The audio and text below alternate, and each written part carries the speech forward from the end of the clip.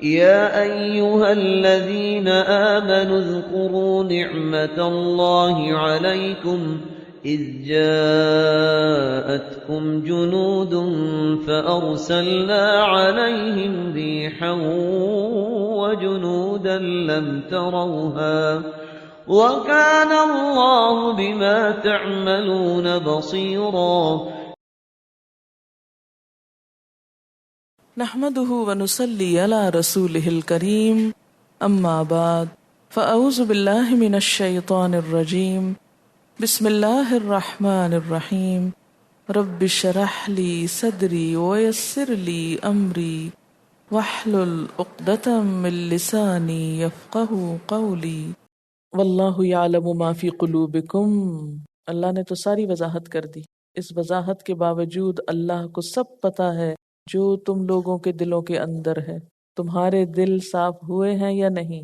تمہارے دلوں میں آپ صلی اللہ علیہ وسلم کے بارے میں کیسا گمان ہے؟ تم کیا سوچتے ہو؟ کیا احساسات ہیں؟ کیا جذبات ہیں؟ یہ سب اللہ کو پتا ہے.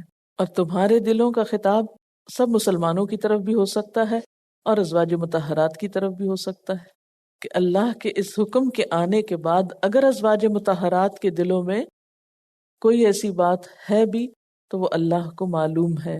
اللہ سے کچھ بھی چھپا ہوا نہیں. وہ علم رکھتا ہے لیکن اس کے ساتھ ساتھ حلیم بھی ہے. یعنی اگر کسی شخص کے دل میں کوئی وسوسہ پیدا ہوتا ہے تو فوراً نہیں پکڑتا، اس کو اصلاح کا موقع دیتا ہے. اور اگر کوئی اصلاح کر لے تو پھر پیچھے جیسے گزرا وکان اللہ غفور الرحیمہ، وہ پچھلی کوتاہیوں اور خطاؤں کو معاف بھی کر دیتا ہے.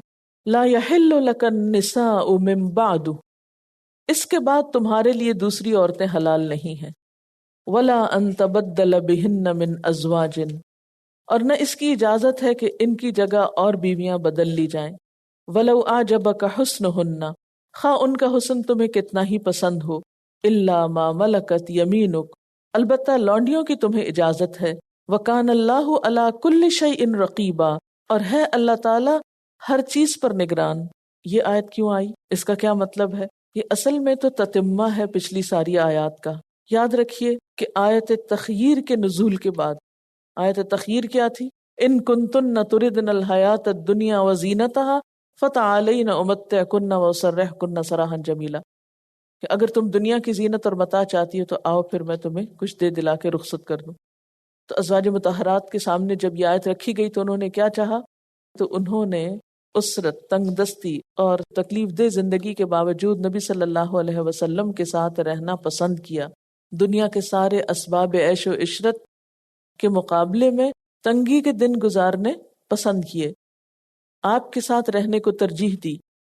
تو اس کا صلہ اللہ تعالیٰ نے پھر ازواج مطہرات کو یہ دیا کہ پھر آپ کے بعد کسی اور عورت سے نکاح کرنے کی اجازت نہ دی، کسی بھی وجہ سے، خواہ وہ ذاتی ہو یا دینی ہو یا سیاسی مصلحت ہو. اور دوسرا مطلب یہ بھی ہو سکتا ہے کہ آپ کو جن 4 قسم کی بیویوں سے نکاح کرنے کی اجازت دی جا چکی ہے، اس کے علاوہ کوئی اور عورتیں آپ پر حلال نہیں ہیں. ٹھیک ہے نا؟ یعنی جو یہ 4 قسمیں بیان ہوئی ہیں پیچھے، ان کے علاوہ کسی 5ویں قسم کی عورت سے آپ نکاح نہیں کر سکتے. آپ کے لیے نکاح کرنے میں بس اتنی ہی اجازت ہے، یہی رخصت ہے. ولا ان تبدل بہن من ازواج، اور یہ بھی آپ نہیں کر سکتے کہ ان میں سے کسی سے ناراض ہو کر اسے چھوڑ دیں اور اس کی جگہ کوئی اور شادی کر لیں. یہ بھی نہیں ہو سکتا. اب چونکہ ان عورتوں نے آپ کے ساتھ رہنے کو آپٹ کر لیا ہے، اس لیے اب ان کو یہیں رہنا ہے اور آپ کو انہیں یہیں رکھنا ہے.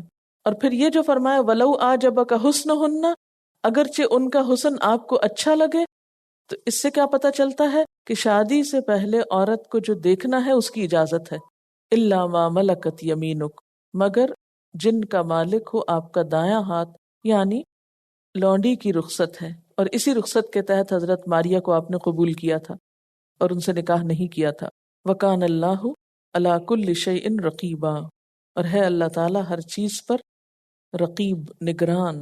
آخر میں یہ کیوں فرمایا گیا کہ معاشرتی زندگی میں جتنے بھی معاملات ہوتے ہیں ان سب میں خوشحالی آ نہیں سکتی جب تک کہ انسان اپنے اوپر اللہ تعالیٰ کو نگران نہ جانے. آپ کو یاد ہوگا کہ سورۃ النساء میں بھی جب مرد اور عورت کے درمیان باہم نکاح کی بات ہے، وہاں اللہ تعالیٰ کی اسی صفت کا اظہار کیا گیا ہے کہ ہر شخص یہ جان لے کہ اسے اللہ تعالیٰ کے سامنے جواب دہ ہونا ہے، وہ اپنے آپ کا محاسبہ کرتا رہے اور یہ ہمیشہ یاد رکھے کہ اللہ تعالیٰ ایک دن اس سے سب حساب لے گا۔ اب میں پوچھتی ہوں آپ سے کہ آپ لوگوں کو کیا بات سمجھ آئی ہے کہ اگر آپ کے سامنے کوئی اعتراض کرتا ہے کہ حضور صلی اللہ علیہ وسلم نے اتنی شادیاں کیوں کی، تو آپ کیا کہیں گی اس کو؟ دینی مصلحتوں کے تحت کیے، کیونکہ آپ ایک عام انسان نہیں تھے۔ اگر دیکھا جائے تو الزام لگانے والے اپنے حالات کو دیکھیں، اپنے کردار اور اپنے اخلاق کو دیکھیں کہ وہ کس چیز کا شکار ہے۔ اصل بات یہ ہے کہ ہر انسان اپنی اینک سے دوسروں کو دیکھتا ہے، جیسا وہ خود ہوتا ہے اسی نگاہ سے دوسرے کو دیکھ رہا ہوتا ہے۔ بہت سا ہمارا نیگیٹو کرٹیسزم جو لوگوں کے بارے میں ہوتا ہے وہ دراصل ہمارے اپنے ہی خیالات اور ہماری اپنی ہی سوچ کا نتیجہ ہوتا ہے، کیونکہ جب ہم نیگیٹو ہوتے ہیں تو ہمیں لوگ بھی نیگیٹو نظر آتے ہیں۔ اگر ہمارے دل میں خیر خواہی ہو تو ہمارا رویہ دوسروں کے بارے میں بالکل مختلف ہو۔ آج کے دور میں ان کے اپنے ہاں کس طرح کی ویلیوز باقی ہیں؟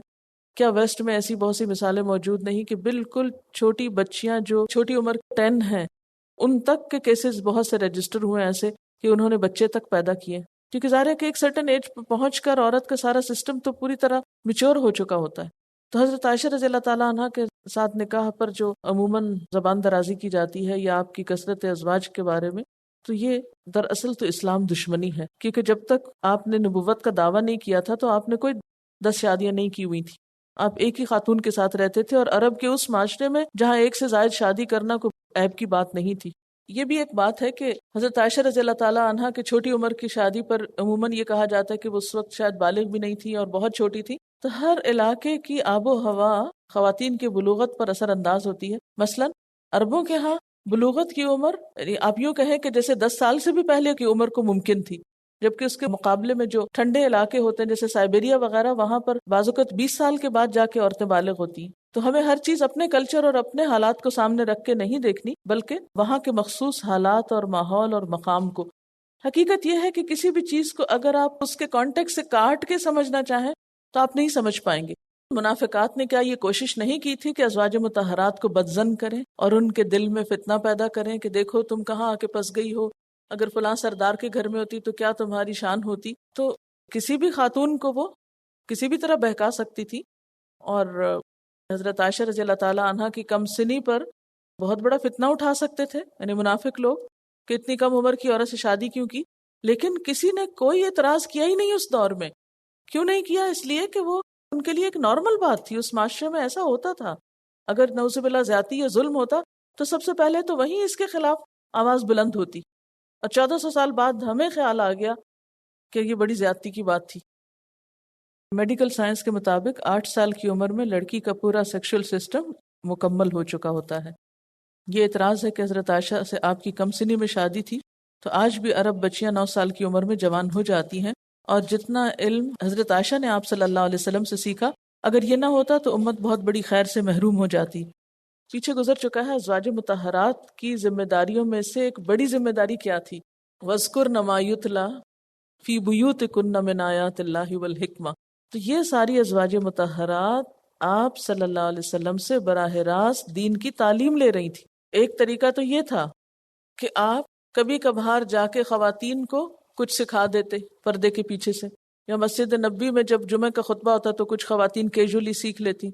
اور ایک یہ تھا کہ آپ کے گھر میں ایسی خواتین ہوں جن سے آپ کا کوئی حجاب نہ ہو، اور پوری سہولت کے ساتھ وہ آپ سے سب دین سیکھ سکیں، آیات اللہ اور حکمہ۔ اچھا، ایک اور بات یاد رکھیے کہ قرآن پاک کی آیات تو سکھائی جا سکتی تھی، مثلا صحابہ کو آپ سکھاتے، صحابہ کرام اپنی اپنی بیویوں کو سکھاتے، لیکن حکمت اس وقت تک نہیں آتی جب تک آپ کسی کے ساتھ نہ رہیں، اور نکاح کے بغیر خواتین کا آپ کے ساتھ دن رات رہنا ممکن ہی نہ تھا۔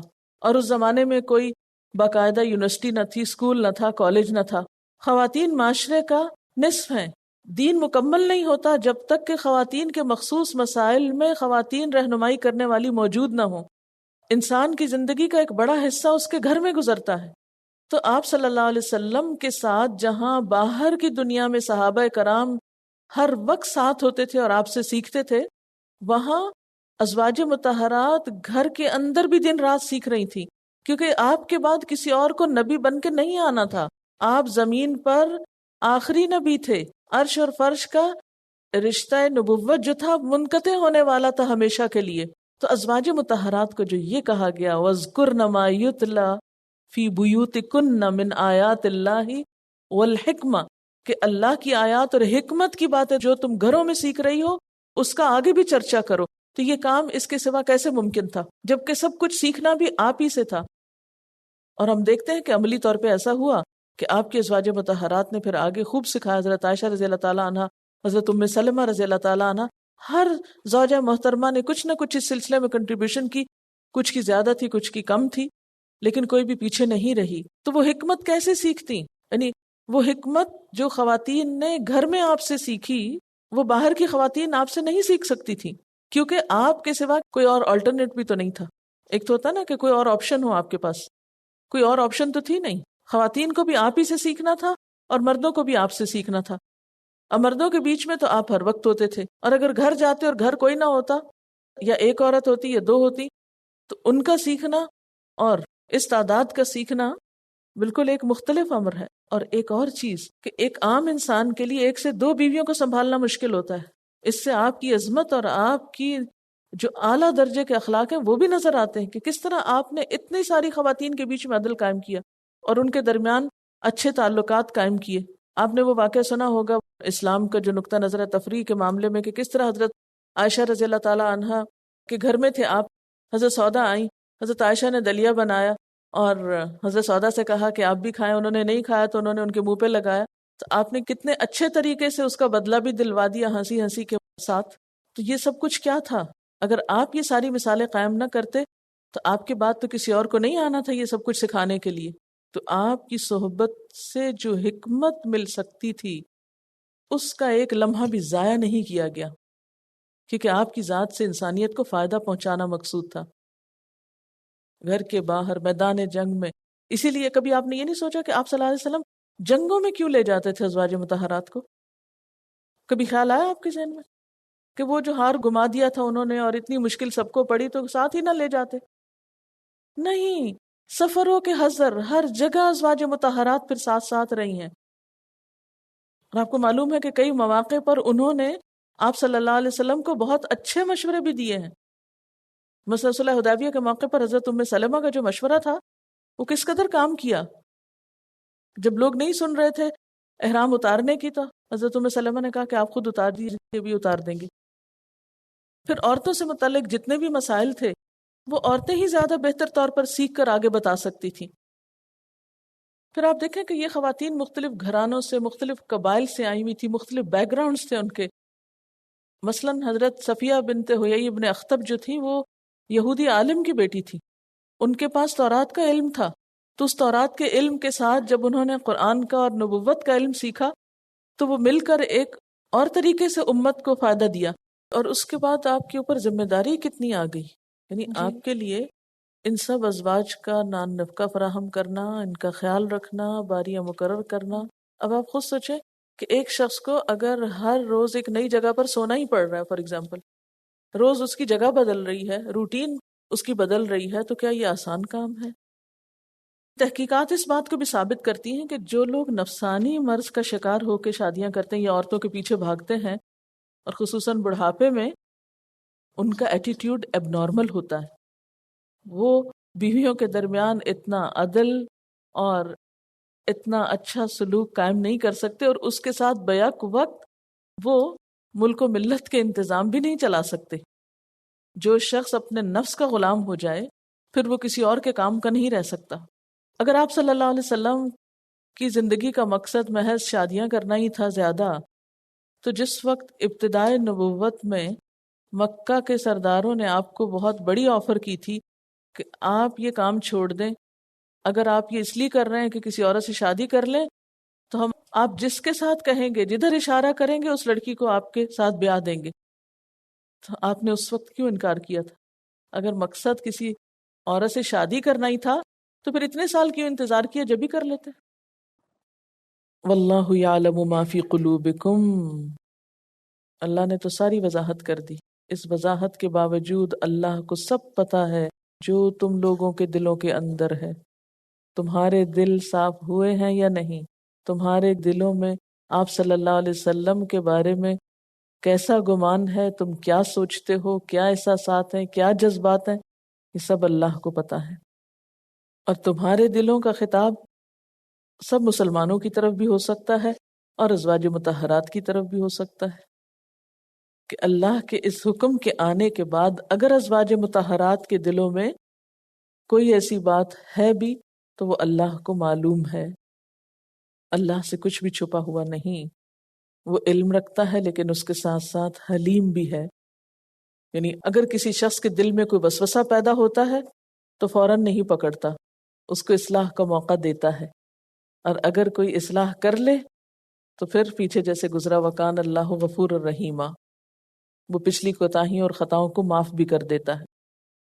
لا یحل لک النساء من بعد، اس کے بعد تمہارے لیے دوسری عورتیں حلال نہیں ہیں، ولا ان تبدل بہن من ازواج، اور نہ اس کی اجازت ہے کہ ان کی جگہ اور بیویاں بدل لی جائیں، ولو اعجبک حسنہن، خواہ ان کا حسن تمہیں کتنا ہی پسند ہو، الا ما ملکت یمینک، البتہ لونڈیوں کی تمہیں اجازت ہے، وکان اللہ علی کل شیء رقیبا، اور ہے اللہ تعالی ہر چیز پر نگران۔ یہ آیت کیوں آئی؟ اس کا کیا مطلب ہے؟ یہ اصل میں تو تتمہ ہے پچھلی ساری آیات کا۔ یاد رکھیے کہ آیت تخییر کے نزول کے بعد آیت تخییر کیا تھی؟ ان کنتن تردن الحیات الدنیا وزینتہا فتعالین امتعکن واسرحکن سراحا جمیلا، کہ اگر تم دنیا کی زینت اور متاع چاہتی ہو تو آؤ پھر میں تمہیں کچھ دے دلا کے رخصت کر دوں۔ تو ازواج مطہرات کے سامنے جب یہ آیت رکھی گئی تو انہوں نے کیا چاہا؟ دوسری آیت کو سلیکٹ کیا، وَإِن كُنتُنَّ تُرِدْنَ اللَّهَ وَرَسُولَهُ وَالدَّارَ الْآخِرَةَ، تو انہوں نے اسرت، تنگ دستی اور تکلیف دہ زندگی کے باوجود نبی صلی اللہ علیہ وسلم کے ساتھ رہنا پسند کیا، دنیا کے سارے اسباب عیش و عشرت کے مقابلے میں تنگی کے دن گزارنے پسند کیے، آپ کے ساتھ رہنے کو ترجیح دی۔ تو اس کا صلہ اللہ تعالیٰ نے پھر ازواج مطہرات کو یہ دیا کہ پھر آپ کے بعد کسی اور عورت سے نکاح کرنے کی اجازت نہ دی، کسی بھی وجہ سے، خواہ وہ ذاتی ہو یا دینی ہو یا سیاسی مصلحت ہو۔ اور دوسرا مطلب یہ بھی ہو سکتا ہے کہ آپ کو جن 4 قسم کی بیویوں سے نکاح کرنے کی اجازت دی جا چکی ہے، اس کے علاوہ کوئی اور عورتیں آپ پر حلال نہیں ہیں، ٹھیک ہے نا؟ یعنی جو یہ 4 قسمیں بیان ہوئی ہیں پیچھے، ان کے علاوہ کسی 5ویں قسم کی عورت سے آپ نکاح نہیں کر سکتے۔ آپ کے لیے نکاح کرنے میں بس اتنی ہی اجازت ہے، یہی رخصت ہے۔ ولا ان تبدل بہن من ازواج، اور یہ بھی آپ نہیں کر سکتے کہ ان میں سے کسی سے ناراض ہو کر اسے چھوڑ دیں اور اس کی جگہ کوئی اور شادی کر لیں، یہ بھی نہیں ہو سکتا۔ اب چونکہ ان عورتوں نے آپ کے ساتھ رہنے کو آپٹ کر لیا ہے، اس لیے اب ان کو یہیں رہنا ہے اور آپ کو انہیں یہیں رکھنا ہے۔ اور پھر یہ جو فرمایا وَلَوْ أَعْجَبَكَ حُسْنُهُنَّ، اگرچہ ان کا حسن آپ کو اچھا لگے، تو اس سے کیا پتہ چلتا ہے کہ شادی سے پہلے عورت کو جو دیکھنا ہے اس کی اجازت ہے۔ إِلَّا مَا مَلَكَتْ يَمِينُكَ، مگر جن کا مالک ہو آپ کا دایاں ہاتھ، یعنی لونڈی کی رخصت ہے، اور اسی رخصت کے تحت حضرت ماریہ کو آپ نے قبول کیا تھا اور ان سے نکاح نہیں کیا تھا۔ وَكَانَ اللَّهُ عَلَى كُلِّ شَيْءٍ رَقِيبًا، اور ہے اللہ تعالیٰ ہر چیز پر رقیب، نگران۔ آخر میں یہ کیوں فرمایا گیا کہ معاشرتی زندگی میں جتنے بھی معاملات ہوتے ہیں ان سب میں خوشحالی آ نہیں سکتی جب تک کہ انسان اپنے اوپر اللہ تعالیٰ کو نگران نہ جانے۔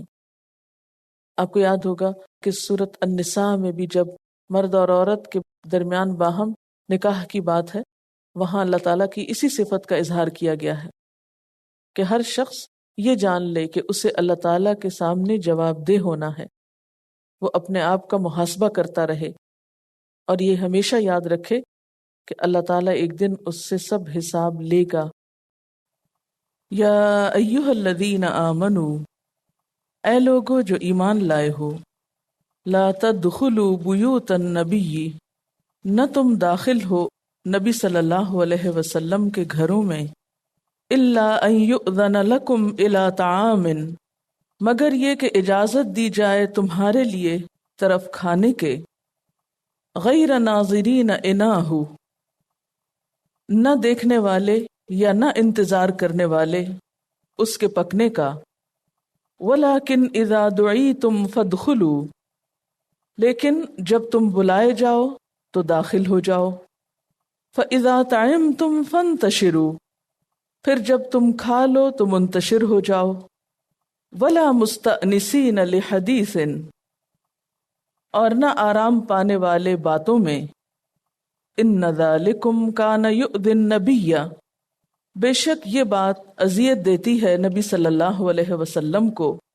فیستحیی منکم، تو وہ شرماتے ہیں تم سے، واللہ لا یستحیی من الحق، اور اللہ حق بات کہنے میں نہیں شرماتا، وَإِذَا سَأَلْتُمُوهُنَّ مَتَاعًا فَاسْأَلُوهُنَّ مِنْ وَرَاءِ حِجَابٍ، اور جب تمہیں مانگنا ہو ان سے کوئی چیز تو مانگو ان سے حجاب کے پیچھے سے، ذَلِكُمْ أَطْهَرُ لِقُلُوبِكُمْ وَقُلُوبِهِنْ، یہ بات زیادہ پاکیزہ ہے تمہارے دلوں کے لیے اور ان کے دلوں کے لیے، وَمَا كَانَ لَكُمْ أَن تُؤْذُوا رَسُولَ اللَّهِ، اور نہیں ہے تمہارے لیے جائز کہ تم اذیت دو رسول اللہ کو، وَلَا أَن تَنْكِحُوا أَزْوَاجَهُ مِن بَعْدِهِ أَبَدًا، اور نہ یہ جائز ہے کہ ان کے بعد ان کی بیویوں سے نکاح کرو کبھی بھی، إِنَّ ذَلِكُمْ كَانَ عِندَ اللَّهِ عَظِيمًا، بے شک یہ بات اللہ کے نزدیک بہت بڑی ہے۔ یہاں سے اب کچھ آیات ایسی نازل ہو رہی ہیں جو منافقین کی ریشہ دوانیوں اور ایذا رسانیوں کے سد باب کے لیے آپ صلی اللہ علیہ وسلم کی ازواج اور عام مسلمانوں کی بہو بیٹیوں کو پردہ کرنے سے متعلق نازل ہوئیں، یعنی بعض ایسی عمومی ہدایات ہیں جو حجاب سے متعلق ہیں۔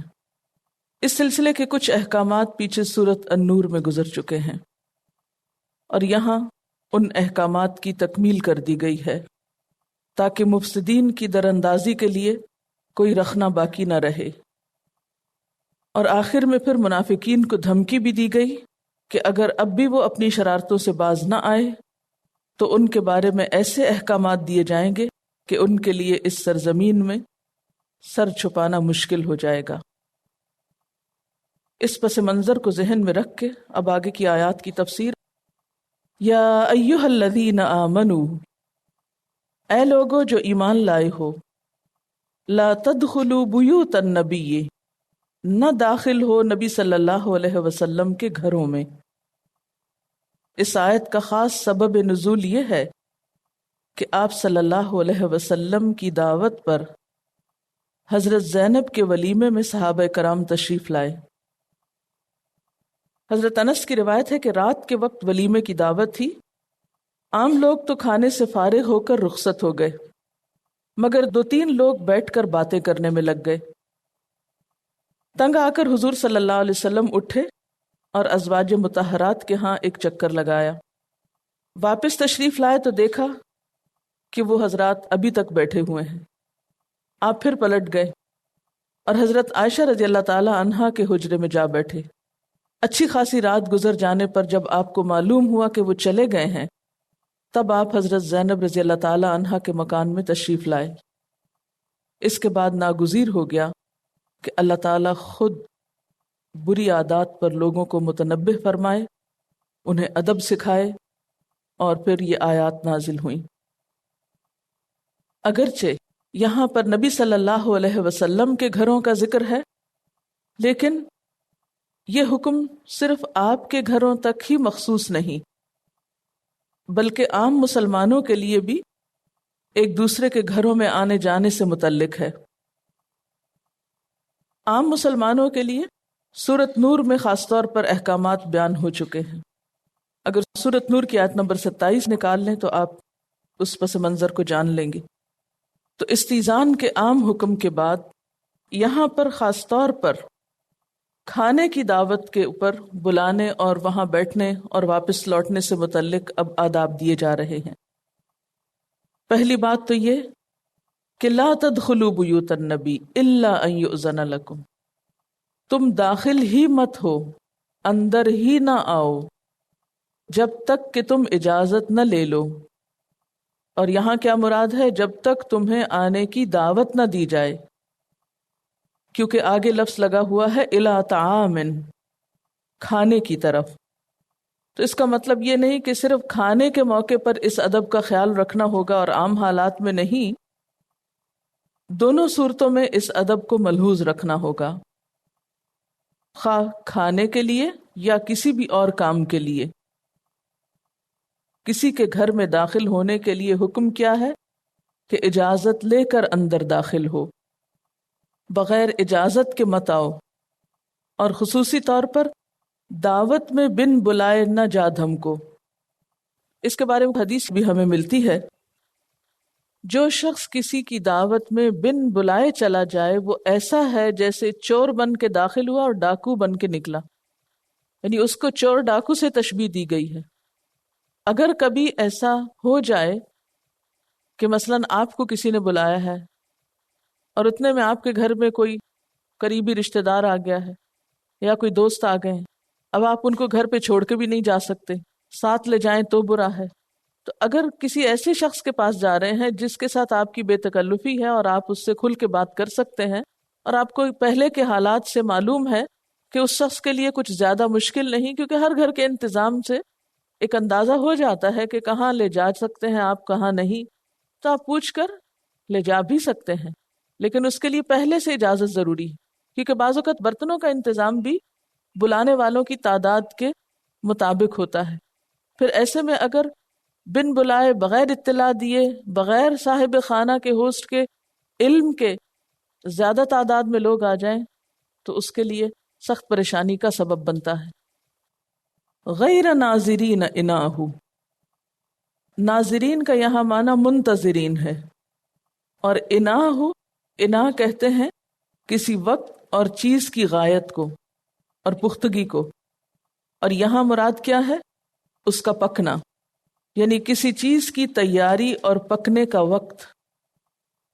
یعنی اگر کھانے کے لیے بھی بلایا جائے تو بہت ارلی نہ آ بیٹھو، بہت جلدی مت آ جاؤ کہ ابھی کھانا پکا ہی نہیں کہ کھانے کے لیے پہنچ جاؤ، کیونکہ اس صورت میں صاحب خانہ کو بہت تکلیف ہوتی ہے. اور وہ تکلیف کیا؟ کہ وہ آنے والوں کو اٹینڈ کرے یا کھانے کی طرف توجہ کرے. وہ وقت گھر والوں کی بہت آزمائش کا ہوتا ہے جب انسان کا دھیان دو طرف ہوتا ہے، کہ ایک طرف اس کی توجہ ہے آنے والوں کی طرف اور دوسری طرف توجہ ہے کھانا پکانے کی طرف. اب ایسے میں آپ سوچ سکتے ہیں کہ دو طرف توجہ رکھ کے جو کام کیا جائے ان میں سے کون سا درست ہو سکتا ہے. اور ویسے بھی کام کے وقت اگر کوئی کندھوں پہ سوار ہو تو آپ کام کر ہی نہیں سکتے، خواہ وہ کھانا پکانے کا کام ہو یا لکھنے پڑھنے کا کام ہو یا کسی بھی طرح کی اور مصروفیت یا مشغولیت ہو.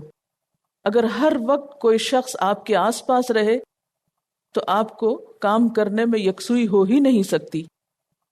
اس لیے کیا حکم دیا گیا کہ نمبر 1، کسی کے گھر میں اجازت کے بغیر اندر مت آؤ. نمبر 2، کھانے کے وقت پہ نہ آؤ.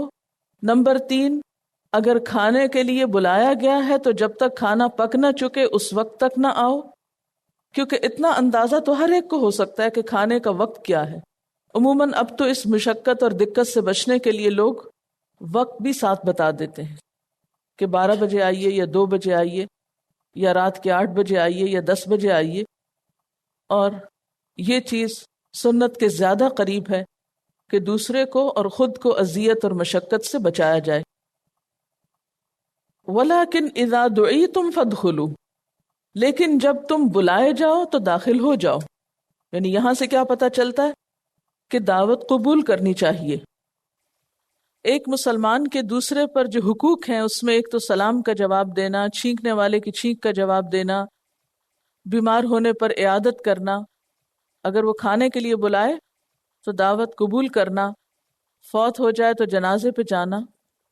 وآخر دعوانا ان الحمد للہ رب العالمین. سبحانک اللہم وبحمدک نشہد ان لا الہ الا انت نستغفرک ونتوب الیک. السلام علیکم ورحمۃ اللہ وبرکاتہ.